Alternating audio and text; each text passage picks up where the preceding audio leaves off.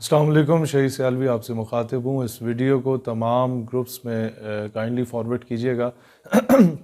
एक बहुत बड़ी साजिश तमाम आशिकाने रसूल के ख़िलाफ़ की जा रही है और मैं ख़ुद मेरे ख़िलाफ़ ये साजिश हुई है, पिछले 3 दिनों से चल रही है। टेलीग्राम और व्हाट्सएप पे गुस्ताखाना ग्रुप्स बनाए जाते हैं और उसमें आप लोगों के नंबर्स को ऐड करके उसको एडमिन लिस्ट में डाल दिया जाता है और फिर उसी का, इससे पहले कि आप उस ग्रुप को लीव करें, ज़ाहिर है आपको जब नोटिफिकेशन मिलता है आप हो सकता है ऑफलाइन हो, घंटा लगे 2 घंटे लगे, तो ये ऐड करते ही गुस्ताखाना मवाद शेयर करते हैं। शेयर ख़ुद करते हैं, आपके नंबर से नहीं होता क्योंकि नंबर हैक तो होता नहीं है, तो वो नंबर ऐड होता है एडमिन लिस्ट में, तो उसका ये लोग स्क्रीनशॉट लेते हैं और उसको वायरल करते हैं। और वायरल करने के बाद फिर ज़ाहिर है जब हमारी आवाम है वो हुज़ूर अलैहिस्सलाम के इश्क से तो लबरेज़ है, तो वो फ़ौरन कर देती है कि भाई इस गुस्ताख को तलाश करो, इसको तलाश करो। और इस तरीके से सारे जो मज़हबी स्कॉलर्स हो गए या दीन से लगाव रखने वाले लोग हैं, उनके नामों को, जिन जिन के नंबर्स फ़ेसबुक पे या ट्विटर पे या इंस्टाग्राम पे अवेलेबल होते हैं, उन सब के नंबर्स को ऐड अप किया जाता है और उनके ख़िलाफ़ पूरा महाज खोला जाता है ताकि पाकिस्तान में अफरा तफरी फैले और आपस में लड़ें। और इसका जो सरगना है ये साजिश करने का, ये फराज परवेज़ है, जो इस तरह की हरकत करके फिर बाहर के नंबर से, क्योंकि बाहर भागा हुआ है, इसका नाम ECL में था और ये वही भैंसा और मोची पेजेस वालों के जो एडमिन्स की लिस्ट थी जो मुल्क से फ़रार हो गए थे, गुस्ताख ब्लॉगर्स थे, ये इसका शुमार उनमें से है। और वहाँ से सारा करके फिर वहाँ से कॉल करता है बाकी लोगों को जो आशिकाने रसूल होते हैं, उनको कॉल करके कहते हैं कि जी फ़लाँ नंबर्स हैं, इनका ज़रा बायोडाटा निकालें, इनके ख़िलाफ़ केस करें और हम आपको पैसे भिजवाते हैं। तो ऐसी कॉल अगर आपको रिसीव होती है कि जी हम पैसे भिजवाते हैं, इनके ख़िलाफ़ केस करें, या जिस को रिसीव हुई है उसको सिर्फ कॉल बैक करके उसे वीडियो कॉल पे ले लें।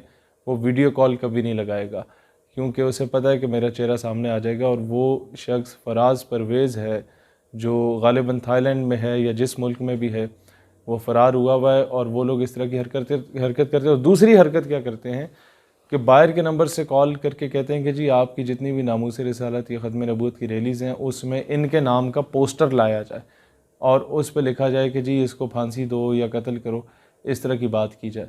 जब वो पोस्टर ला के आवेज़ा किया जाता है, उसकी पिक्चर ये मंगवाते हैं। वो मंगवाने के बाद ये लोग देते हैं जिस रियासत में इन लोगों ने पनाह ली होती है, इल्लीगल पनाह ली होती है, भागे हुए होते हैं, जिस भी तरीके से भागे होते हैं, तो वो फिर अक़वाम मुत्तहिदा के जितने भी ह्यूमन राइट्स की ऑर्गेनाइजेशंस हैं उसके ज़रिए अज़ाइलम के लिए अप्लाई कर देते हैं कि जी हमारी जान को ख़तरा, ये देखें 1 करोड़ कीमत मेरे सर की लगी हुई है।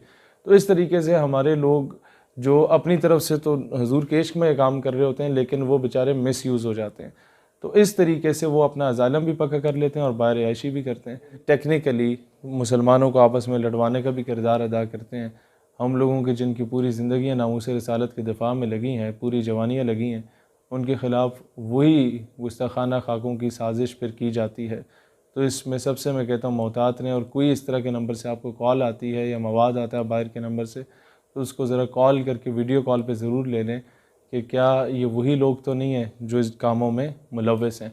पाकिस्तान क्या फ्रांसीसी सफ़ीर को मुल्क बदर करने की करारदाद असम्बली में मैं पेश करूंगा और अगर किसी और ने पेश की तो मैं उसकी हिमायत का ऐलान करूंगा। एमएनए मर जाएगा लेकिन ना नहीं करेगा क्योंकि उसके सामने उसका वोटर खड़ा हुआ है, उसने अगला इलेक्शन भी लड़ना है 1.5 साल के बाद। अस्सलाम वालेकुम रहमतुल्लाह। 16 फरवरी की तारीख दी गई थी हुकूमत को कि आप सफ़ीर को भेजें नहीं तो हम दोबारा आ रहे हैं। अब वो तारीख 2 महीने एक्सटेंड हो चुकी है। अब वीडियो को पूरी तरीके से गौर से सुनिएगा, कुछ जज्बाती बातें नहीं है, बड़ी लॉजिकल बातें, क्योंकि TLP के बाद अगर कोई बंदा इस मामले को सबसे बेहतर तरीके से समझता है तो वो मैं समझता हूँ, क्योंकि 2 मरतबा मैं इस मुज़ाकरात के फ़ेज़ से और धरनों के फ़ेज़ से ज़ाती तौर पे गुज़र चुका हूँ। और इन्हीं मामलों में एक 2017-18 के दौर में, 2018 में जब हॉलैंड में गुस्ताखाना खाके आए हुए थे, तो उस वक़्त हम लोग निकले थे, इमरान खान हल्फ उठा रहा था और हम लोग निकले, रेड जोन में घुसे और पहली करारदाद हमारे वहाँ बाहर धरने के दौरान जब असम्बली में पहली करारदाद पेश हुई तो वो हॉलैंड में गुस्ताखाना खाकों को के मजम्मत की करारदाद पेश हुई। मामला इंटरनेशनलाइज हो गया और हम लोग वहाँ से मुज़ाकरात करके उठे, गए थे कि जी आप सफ़ीर को भिजवाएं।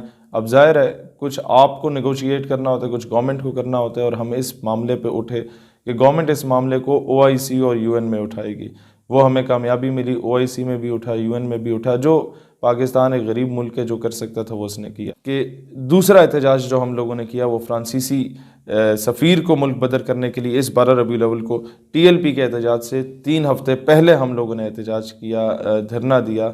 और उस वक़्त क्या हुआ कि हम पे शेलिंग हुई। शेलिंग होने के बाद मामला मीडिया पे उठा, इंटरनेशनल मीडिया हमने कॉल ऑन किया हुआ था और इंटरनेशनलाइज हुआ मामला। अल जज़ीरा पे चला, BBC पे चला, उसके अलावा मतलब दुनिया के तकरीबन हर इंटरनेशनल मीडिया पे चला। और जो हमारे तरफ से जिम्मेदारी आयद थी वो ये थी कि आपने इस मामले को दुनिया के सामने ये रखना है कि पाकिस्तानी कौम मुर्दा ज़मीर कौम नहीं है, या मुसलमान मुर्दा नहीं हो गया कि अपने नबी अलैहिस्सलाम के मामले में वो बिल्कुल ही खामोश बैठ जाए। तो मुसलमान उठा, उसने डंडे भी खाए, रबड़ बुलेट्स भी खाई और शेलिंग भी खाई। वो अलग मामला है, ये बयान नहीं किया जा सकता कि हमें सांस आ भी नहीं रही थी। हम लोग सारे जिस तरीके से वो पले बड़े हैं और जिस माहौल में पले बड़े हैं, उसके बाद ये सारा कुछ देखना ये बड़ा मुश्किल काम होता है। अब मामला इंटरनेशनलाइज भी हो गया, दुनिया को भी पता चल गया कि जी ये कोई इस तरह की गुस्ताखी हुई है और उस पर पाकिस्तान करते अमल बड़ा अच्छा है पाकिस्तान की आवाम का। अब मामला ये था कि या आपने अपनी स्टेट के साथ लड़ाई करनी थी, 2-4 पुलिस वाले मारने थे, 12-14 अपने बंदे आप लोगों ने मरवाने थे, या आप खामोशी से उठ के बॉल जो है वो गवर्नमेंट की कोर्ट में जाके फेंक आएँ कि जनाब हमारी जिम्मेदारी पूरी हुई, अब आप इस मामले को पूरा करें। अब गवर्नमेंट ने हमसे कहा कि मामला हम लोग असेंबली में उठाएंगे। उस वक्त तो हम पे बड़ा एतराज़ हुआ और हमारी जो शूरा थी स्टेट यूथ पार्लियामेंट की, उसने कहा कि जनाब लोग क्या कहेंगे। मैंने कहा लोग भाड़ में जाएं, लोग क्या कहेंगे। मैं अपनी कौम को अपनी रियासत के साथ लड़वा दूं, मैं इतना बड़ा बेगैरत नहीं हूं कि अपनी लीडरी चमकाने के लिए काम करूं। हम हुजूर अलैहिस्सलाम के लिए आए थे, जो मामला हमने उठाना था वो हम लोग उठा चुके हैं। अब खामोशी से यहाँ से आप लोग उठें। गवर्नमेंट की कोर्ट में अभी बॉल है, उसने हमसे वादा किया है, अब वो उठाती है मामले को या नहीं उठाती, ये गवर्नमेंट और अक़वाम आलम या आलम इस्लाम का मामला हो गया। अच्छा, अब सवाल ये पैदा होता है, जो लोग अभी ये कह रहे हैं कि जी TLP कोई पैसे लेके उठ गई है, TLP जो है वो नेगोशिएट कर गई।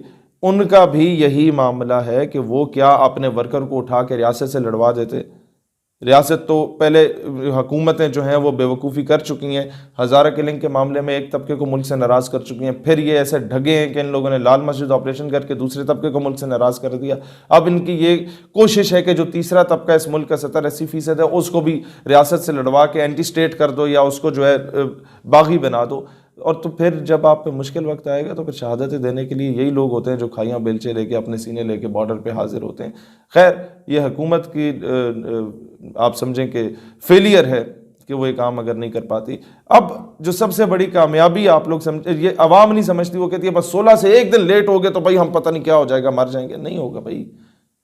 आप मुझे ये बताएं ना, अगर ये मामला इतना आसान होता तो हम लोग जो उठे थे या TLP जो उठी थी, हम लोग से पहले ये बाकी सारी मजहबी जमातें इस्लाम के जो ठेकेदार बने फिर रहे हैं या बाकी जितने भी सियासी लोग जो रियासत मदीना के नारे राग अलाप रहे हैं, वो लोग उठ चुके होते और सफ़ीर को भिजवा चुके होते।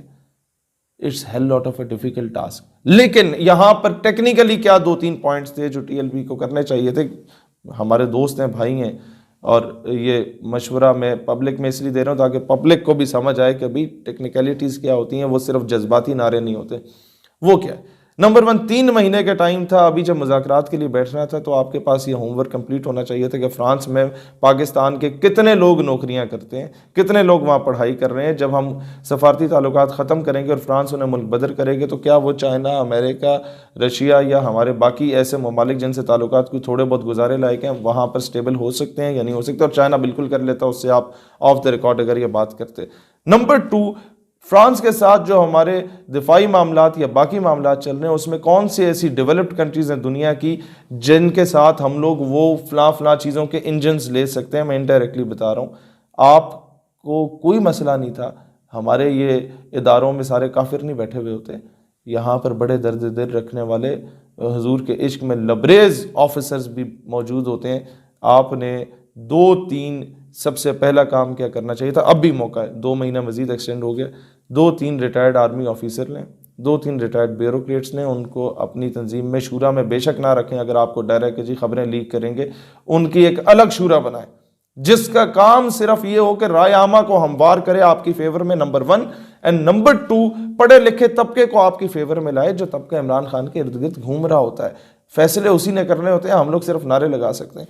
तीसरा काम क्या होगा कि वो अपने सर्विंग कोर्स मेट्स से जाके मिलें, जो लोग अभी इस वक्त फौज में या ब्यूरोक्रेसी में, और उनसे पहले तो पूछें कि भाई अगर तो हम इस सफ़ीर को निकालते हैं तो कौन कौन से ऐसे ममालिक हैं जिनसे हम लोग वो चीज़ें ले सकते हैं जो हम अभी फ्रांस से ले रहे हैं, जिसके बगैर हमारा सर्वाइवल मुश्किल हो चुका है।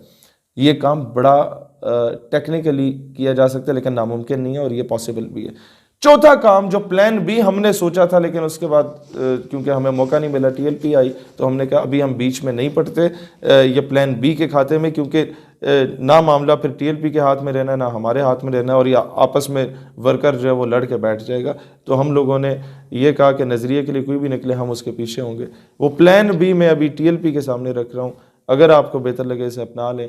हम लोगों ने खैरी अपने लिए रखा हुआ है, वो ये है कि अगर अभी अप्रैल की जो तारीख आपको दी गई है, उसमें भी गवर्नमेंट ये कहती है कि जनाब शायद पॉसिबल ना हो, हम लोग मर जाएंगे, भूखे हो जाएंगे, तो आप सबसे आसान काम ये है, असम्बली में तो मामला अभी भी जा सकते हैं। एक एमएनए से आप जाके मिलने, वो असम्बली में करारदाद पेश करे, हो सकता है, लेकिन उसके लिए होमवर्क क्या है, वो ये है 2 रास्ते।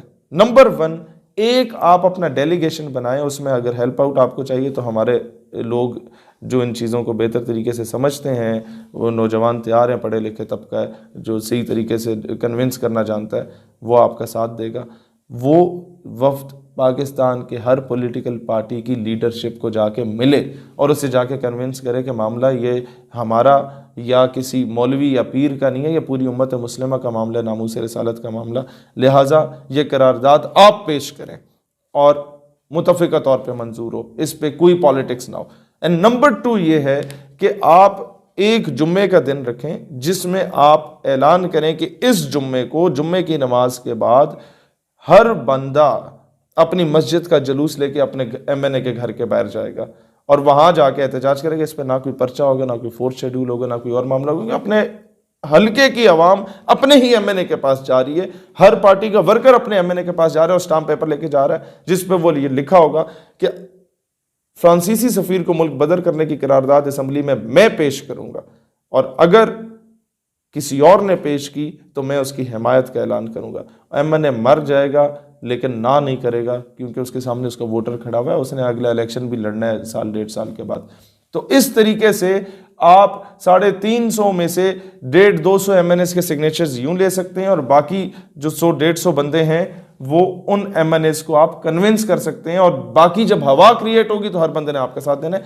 अदरवाइज जो रूलिंग पार्टी है वो तो कभी ये काम नहीं करेगी, क्योंकि उसने इंटरनेशनल सतह पे अपने आप को महदूद नहीं करना, और ऑपोजिशन पार्टी इसलिए ये काम नहीं करेंगी, पीपल्स पार्टी और पीएमएलएन, क्योंकि उन्होंने अगली गवर्नमेंट में आना है। उन्हें अमेरिका अपने बूट पॉलिश करने का 5 साल का मौका नहीं फराम करेगा अगर वो इस तरह की करारदाद पेश कर लेते हैं। उसके लिए आपको एमएनएस को डायरेक्ट अप्रोच करना होगा अवाम के जरिए और लीडरशिप को अपनी शूरा के जरिए।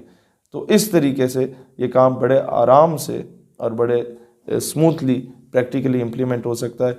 और फिर मैं आवाम से कहता हूँ कि आप लोग, कई इस तरह के लोग जो कहते हैं जी हम लोग तहरीक छोड़ रहे हैं, इस तरह का मामला है, मैं उनसे भी कहता हूँ कि मैं तहरीक का खैर ख्वाह ज़रूर हूँ, मेंबर नहीं हूँ, लेकिन एक बात मैं हमेशा कहता हूँ कि तहरीक उन तमाम जमातों से लाख गुना बेहतर है, उन बड़े बड़े गदी नशीनों और मौलवियों से लाख गुना बेहतर है जो झुग्गियों में घुस के बैठे हुए हैं। कम से कम ये मैदान में निकले तो हैं।